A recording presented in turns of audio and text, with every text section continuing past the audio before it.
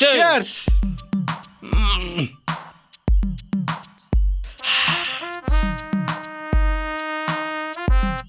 Boss ఈ మందుని ఎవడు కనిపెట్టాడు కానీ వానికి 100 నమస్కారాలు చేయాలి బాసు. సూపర్ అసలు. బాధ వచ్చినా ఆనందం వచ్చినా ఆవేశం వచ్చినా బాసు ఆవేశం కాదు ఆవేశం వచ్చినా ఆలోచన వచ్చినా అన్నిటికీ ఇది ఒకటే పరిష్కారం బాసు. కరెక్ట్.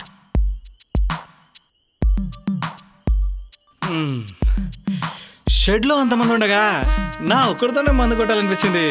ఎందుకు బాసు నీకు? అదేంటో రాంబాబు, ఉన్నోళ్ళంతా విధవల్లాగా వాళ్ళకు నువ్వు బాస్లా కనపడ్డావు. కరెక్ట్. వాళ్ళంతా ఎదవలు బాసు. 6 దాటితే ముందుకు ఫిక్స్ అవుతారు. వాళ్ళంతా విశ్వాసం లేని డాబర్మాన్ డాక్స్ బాసు. అవును బాసు, నన్ను నువ్వు పొగడావా తిట్టావా? ఫ్రెండ్షిప్లు అవన్నీ పట్టించుకోవద్దు రాంబాబు. అవును, లవ్ మీద నీ ఒపీనియన్ ఏంటి? ప్రేమ ఫెవికాల్ లాంటిది బాసు. అతుక్కుంటే వదలదు, కడుక్కుంటే పోదు. అయినా ఇవాళ రేపు ప్రేమ ఎక్కడది బాసు? లేదు, నిజమే. అవును, సౌజన్య నీకు బాగా క్లోజ్ కదా? సౌజన్య ఏంది బాసు? మా సిస్టర్ సౌజన్యనా? బంగారు తల్లి, కల్పవల్లి, చాలా మంచిది బాసు. సౌజన్య చాలా మంచిదే. మరి నేను?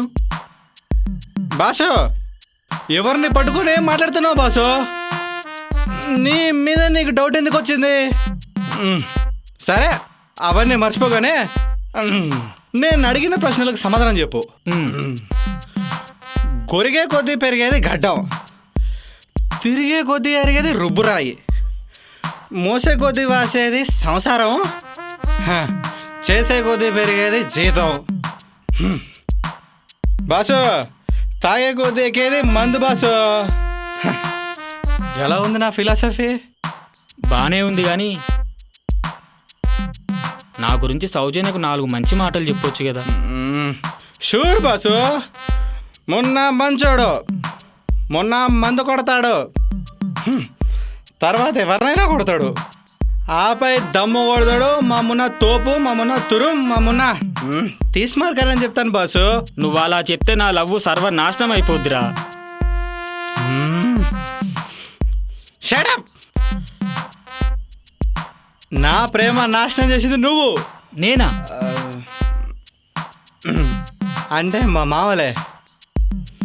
ఒరే మామా, నీ అయ్యా బంగారు లాంటి మా ప్రేమను బలిపశం చేసావు కదరా. నాకు ఆస్తి లేదని నీ కూతుర్ని డబ్బున్న ముసలుడికి ఇచ్చి చేసావు. అది నన్ను మర్చిపోయి హ్యాపీగా సంసారం చేసుకుంటుంది. సంకరాకపోయిందిరా నా జీవితం. పిల్లడిచ్చే వాళ్ళేక, పెళ్లి చేసుకునే పిల్లలేక నా బతికిలా తయారైందిరా. దానికి కారణం నువ్వు నువ్వు నువ్వు ప్రకృతికి క్రాసింగ్ చేస్తే పుట్టినోడా.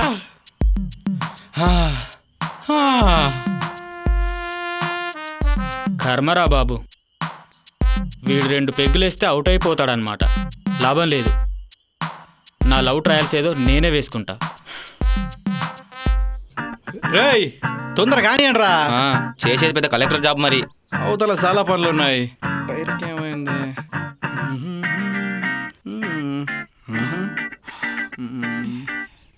బాబు, చరణ్ బాబు లేడా? లేడమ్మా. ఎవరు మీరు? ఏం కావాలి? ఆమెకు 1,00,000 రూపాయలు అప్పున్నాడంట, నువ్వు ఇస్తావా? ఓ, మా ఊడు ఊరందరికి ఆపద్ బాంధవుడు. ఏమన్నా పనా?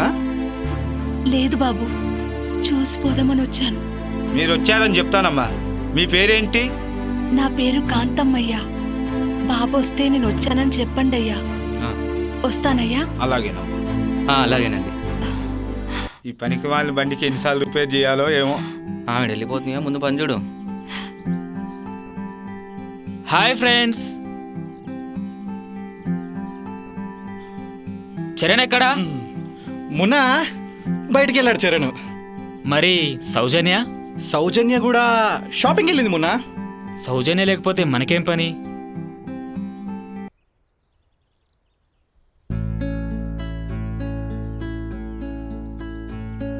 సారీస్ కూడా తీసుకోవాల్సింది.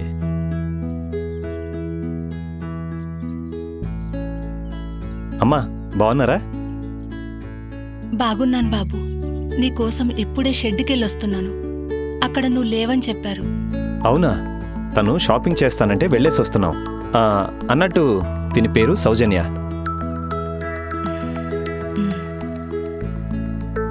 ఈడు జోడు చక్కగా ఉంది నాయనా. కదా ఆంటీ, నమస్తే. నా పేరు సౌజన్య. అబే అదేం లేదమ్మా, జస్ట్ ఫ్రెండే. ఇంతకీ నా కోసం ఎందుకు వచ్చారమ్మా? మళ్ళీ ఆ ఓనర్ ఏమైనా ఎక్స్ట్రాలు చేస్తున్నాడా? అబ్బే అలాంటిదేం లేదు నాయనా. మళ్ళీ కూరగాయలు అమ్ముతున్నాను. ఇదిగో ఈ పైసలుంచు. త్వరలోనే అప్పు తీరుస్తాను. ఆలస్యమైందేమనుకోకు. అమ్మా, వీధి వీధి తిరిగి కడుపు మార్చుకొని రుణం తిరిగి చెల్లిస్తున్నావా? వద్దమ్మా, నేను నీ నుండి ఏ ప్రతిఫలం ఆశించకుండా ఇచ్చానమ్మా. ఈ డబ్బు తిరిగి తీసుకుంటే ఆ దేవుడు కూడా నన్ను క్షమించడమ్మా. అవి నీ దగ్గరే ఉంచుకో అమ్మా. నాకు తెలిసిన ఒక అపార్ట్మెంట్ ఓనర్ ఉన్నాడు. వాళ్ళ పాపం చూసుకోవడానికి ఆయా కావాలన్నాడు. నెలకి 15,000 ఇస్తాడు. అక్కడే ఉండి మీరు ఆ పాపం చూసుకోవచ్చు. గాంధీ బొమ్మ ఉంది కదా, దానికి ఎదురుగా ఉన్న అపార్ట్మెంట్కి వెళ్ళి నేను చెప్పానని చెప్పమ్మా. ఇక వీధి వీధి తిరిగి కూరగాయలమ్మే బాధ నీకుండదు. నా ఆయుష్ కూడా పోసుకుని చల్లగా ఉండు నాయనా. మరి నేను పెళ్లి చేసుకుని పిల్లా పాపలతో చల్లగా ఉండు తల్లి.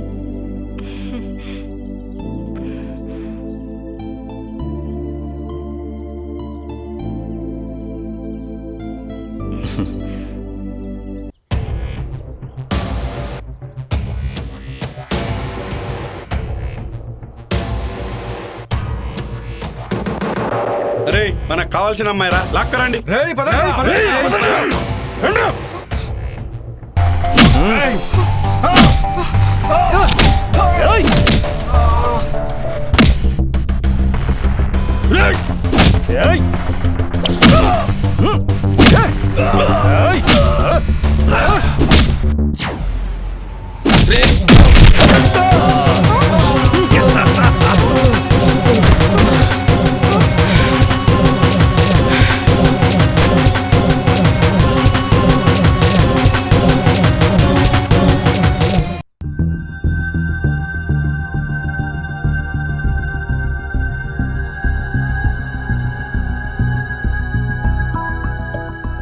Hi, hello.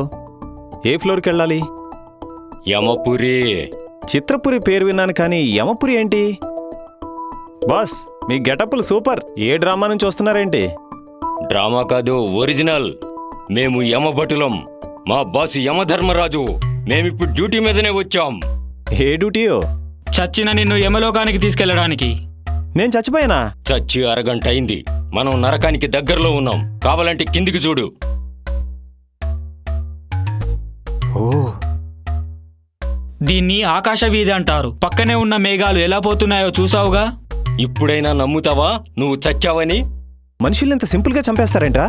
అయినా నేను చస్తే స్వర్గానికి తీసుకెళ్ళాలి కానీ నరకానికి ఏంటి? ముందు చేసిన పాపపుణ్యాలు పరిశీలించాకే స్వర్గమా నరకమా?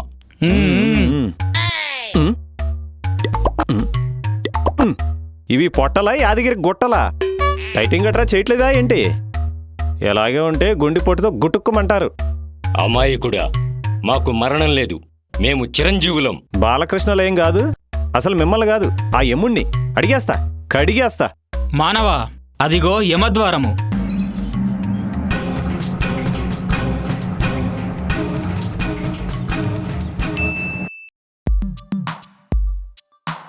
ఫ్లోర్ ఏంటి ఇంత ఎంటీగా ఉంది?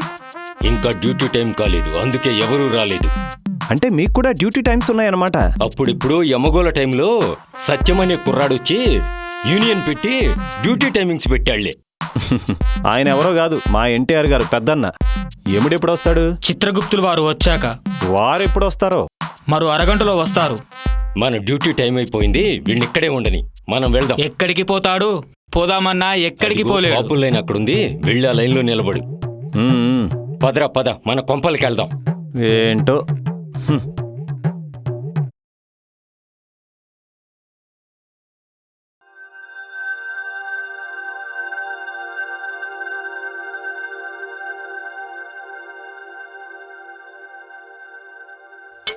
అరే మానవా, ఒరే నరుడా, రే ఎవర్రా నువ్వు? నమస్తే గుప్తాజీ.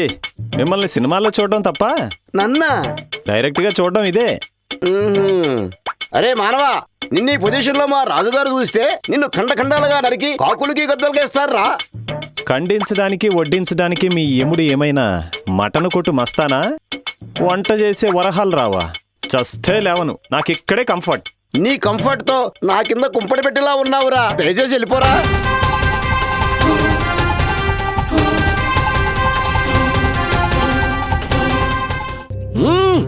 యముండా చిత్రగుప్త, ఎవడు ఈ నీచ నికృష్ట మానవుడు నా సింహాసనాన్ని అధిష్ఠించినాడు? ఓరి మానవ, మతి తప్పినదా మదమెక్కినదా? ధర్మాధర్మములను వివేచించి సత్యాసత్యములను అన్వేషించి పాపులకు తగు శిక్షణ వేసే ధర్మ ప్రభువులం. అటువంటి మేము ఆసీనులమైన సింహాసనాన్ని నీవు అధిష్ఠించితివా? ఎంత ఉన్మాదం, ఎంత అహంకారం, ఎంత వివేకం, ఎంత కండకవరం! నీతి లేని జాతిలో పుట్టితివి గదా. విచక్షణ మరచితివా? యముండా సున్నుండేం కాదు, బేస్ వాయిస్ వేసుకుని భయపెడితే భయపడ్డానికి ఇక్కడ పులి కాదు, బెబ్బులే. ముందు మానవులను గౌరవించడం నేర్చుకో. అంటే మాకే హితోపదేశమా? కాదు, తెలుగుదేశం, తెలుగువారి ఆత్మగౌరవాన్ని ప్రపంచమంతా చాటి చెప్పిన అన్నగారి అభిమానిగా చెప్తున్నా. తస్మాత్ జాగ్రత్త. ప్రభు, ఈ నీచ మానవుడు మీకే వార్నింగ్ ఇస్తున్నాడు ప్రభు. ఓరి మానవ, మరల చెప్తున్నాను, మీ మానవ జాతి అల్పము, స్వల్పము, నీచము, హేయము, తృణప్రాయము. యమా, ఏమంటివి? మానవ జాతి నీచమా? ఎంత మాట! వైతరిని వరకు వెంటాడి వేధించి ముప్పు తిప్పలు పెట్టి మీ ధర్మసూత్రములను మంటగలిపి పతి ప్రాణములు దక్కించుకున్న నారీమణి సావిత్రిదే జాతి. మా నవజాతి తన భక్తితో సాక్షాత్ పరమశివుడినే ప్రత్యక్షము గావించి మీ పాశమును సైతం గడ్డిపోచగా నెంచి ప్రాణహరులైన మిమ్ములనే ప్రాణభయంతో పరుగులెత్తించిన పసివాడు మార్కాండేయుడిదే జాతి. మా నవజాతి నీచమన్న మా జాతి మూలమున ఏనాడు అప్రతిష్ట మూటగట్టుకున్న మీరు నేడు జాతి అని మమ్ము అవహేళన చేయుటయా? ఎంత వివేకము, ఎంత అజ్ఞానము, ఎంత కుసంస్కారము! ప్రభు, ఈ సంభాషణ ఎక్కడో విన్నట్టున్నది ప్రభు. మాకు నువ్వు అటులునే అనిపించుచున్నది గుప్తా. మనం చెప్పినవన్నీ అన్న ఎన్టీఆర్ చెప్పిన డైలాగులు, ఆయనకి తెలియదు పాపం. అయినా డైలాగులు మనకి బాగానే గుర్తున్నాయి. ప్రభువుల వారికి ప్రణామములు. ఏమిటి కాలకయ్య, ఇలా వచ్చావు? బ్రహ్మదేవుల వారు తమకు వర్తమానం పంపినారు ప్రభు. గుప్తా, ప్రభు, ఏమిటి అకాల సందేశం? చిత్రగుప్త చిత్తం ప్రభు, ఇప్పుడే విన్నవించేదను. ప్రభు, భూలోకమునందు వ్యాపించిన ఒక మాయదారి రోగంతో కోట్లాది మంది బాధించబడుతున్నారంట. దాని పేరే COVID-19 అంట. దాని ద్వారా యమలోకము, ఇంద్రలోకాలకు కూడా వ్యాపించే అవకాశం ఉందంట. తక్షణమే లాక్డౌన్ ప్రకటించమని ఆజ్ఞ. కాలకేయ ప్రభు, తక్షణమే యమద్వారాలు మూసివేయము. నేటి నుండి పాపులకు ప్రవేశము లేదు. బయట వ్యక్తులు లోనికే కాదు, లోని వ్యక్తులు బయటకు వెళ్లకుండా చూసుకోవలసిన బాధ్యత నీది. ఇది నా ఆజ్ఞ. వెళ్ళు. చిత్తం ప్రభు. మరి నా సంగతి ఏంటి? మీ ద్వారములు కూడా మూసివేయము. ప్రభు, మరి నా పరిస్థితి? మీ నవరంధ్రాలు మూసుకొని లోపలికి వెళ్ళుము. చిత్తం